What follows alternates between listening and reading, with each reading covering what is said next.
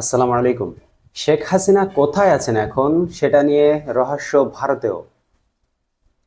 প্রভাবশালী দৈনিক ফিনান্সিয়াল টাইমসের প্রতিবেদনে বলা হয়েছে, নয়াদিল্লির নৈশভোজগুলোর একটি আলোচ্য বিষয় শেখ হাসিনা এখন কোথায়। ভারতে শেখ হাসিনা রয়েছেন এ নিয়ে কোনো সন্দেহ নেই, তারপরও বিশ্বাসযোগ্যতার ক্ষেত্রে হেরফের আছে।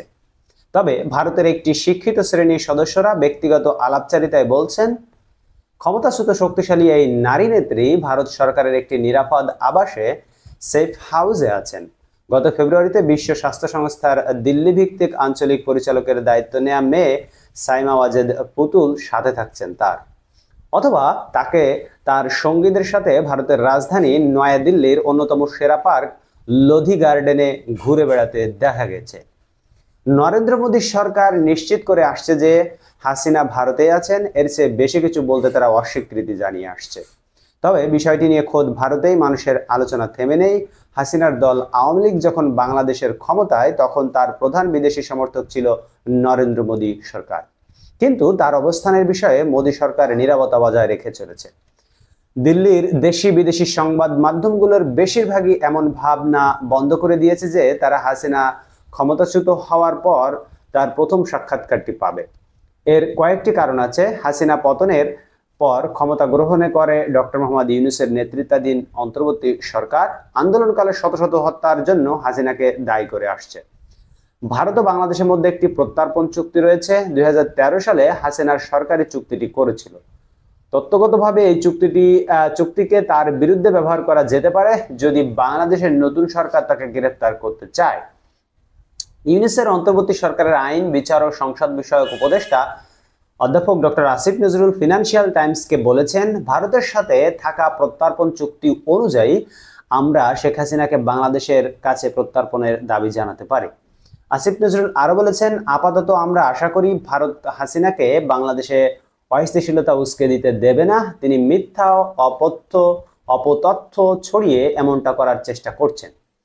হাসিনার উদ্ধৃতি হিসেবে উল্লেখ করা বিতর্কিত মন্তব্যের ভিত্তিতে গণমাধ্যমের সাম্প্রতিক প্রতিবেদনের পর ইউনূস নিজেই বলেছেন, বাংলাদেশ তাকে ফেরত না চাওয়া পর্যন্ত ভারত যদি তাকে রাখতে চায় তাহলে শর্ত হবে তাকে চুপ থাকতে হবে। নিজ দেশ থেকে পালানো আঞ্চলিক নেতাদের আশ্রয় দেওয়ার ইতিহাস রয়েছে ভারতের।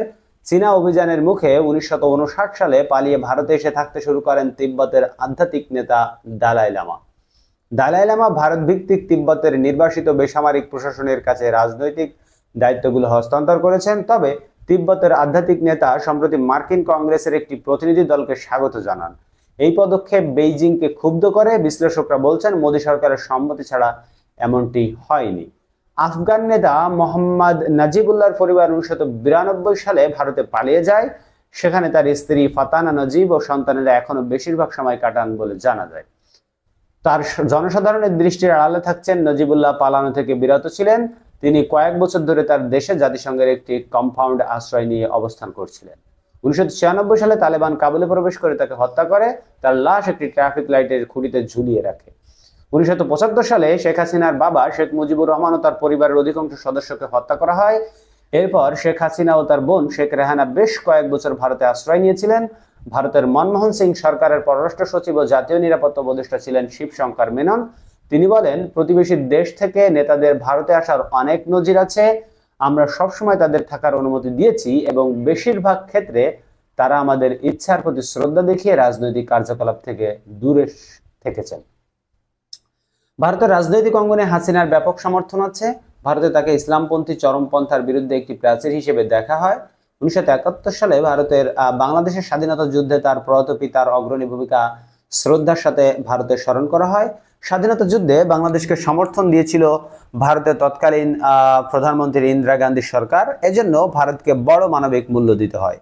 হাসিনার ক্ষমতাচ্যুত হওয়া ও অন্তর্বর্তী সরকারের প্রধান উপদেষ্টা হিসেবে ডক্টর ইউনূসের অধিষ্ঠিত হওয়া নিয়ে প্রচলিত তথ্য হলো রঙিন বিপ্লব বা যুক্তরাষ্ট্রের সমর্থনে শাসন ব্যবস্থার পরিবর্তন। যে দেশটি যুক্তরাষ্ট্র 1971 সালে পাকিস্তানকে সমর্থন করেছিল, মোদীপন্থী লোকজনের বাইরেও ভারতে এই ধারণা প্রবল। বিশ্লেষকরা বলছেন, ভারতে হাসিনার অবস্থানের যে সংবেদনশীলতা, তার অর্থ হলো সতর্কতার একটি চাদর আপাতত তার অবস্থানকে ঘিরে থাকতে পারে এবং এ সংক্রান্ত পরিকল্পনা নয়াদিল্লিরই তৈরি করা। ভারতের সাবেক পররাষ্ট্র সচিব শিবশঙ্কর মেনন বলেন, এগুলো ঘনিষ্ঠতর সমস্যা। আর যখন আমাদের প্রতিবেশী প্রসঙ্গ আসে তখন বিষয়গুলো সংবেদনশীল হয়। আমরা বিশ্বের অন্য প্রান্তের দেশগুলোর সাথে যেভাবে কাজ করি এটা তেমন নয়, কারণ বাংলাদেশ আমাদের প্রতিবেশী। ধন্যবাদ সবাইকে ভিডিওটি দেখার জন্য। বন্ধুরা, হাসিনা ইন্ডিয়াতে আছেন এবং দিল্লিতে আছেন, এটি সঠিক। কোথায় কিভাবে আছেন, ভারত সরকার কিভাবে তাকে বাংলাদেশে ফেরত দেবে কিনা এই বিষয়গুলো ভারত কোনো কিছুই বলছে না ভারত সরকার। বন্ধুরা, দেখা পরবর্তী ভিডিওতে অন্য কোনো খবর নিয়ে। সেই পর্যন্ত আপনারা সকলেই ভালো থাকবেন আল্লাহর রহমতে, এবং আপনার মূল্যবান মতামত কমেন্ট বক্সে জানাতে ভুলবেন না। আমাদের চ্যানেলে 3000 সাবস্ক্রাইবার পূর্ণ হয়েছে, তাই যারা সাবস্ক্রাইব করেছেন তাদেরকে অসংখ্য ধন্যবাদ। যারা সাবস্ক্রাইব এখনো করেনি তাদেরকে অসংখ্য ধন্যবাদ। আশা করি দেখতে দেখতে আমাদেরকে সাবস্ক্রাইব করেই ফেলবেন। আল্লাহ হাফেজ।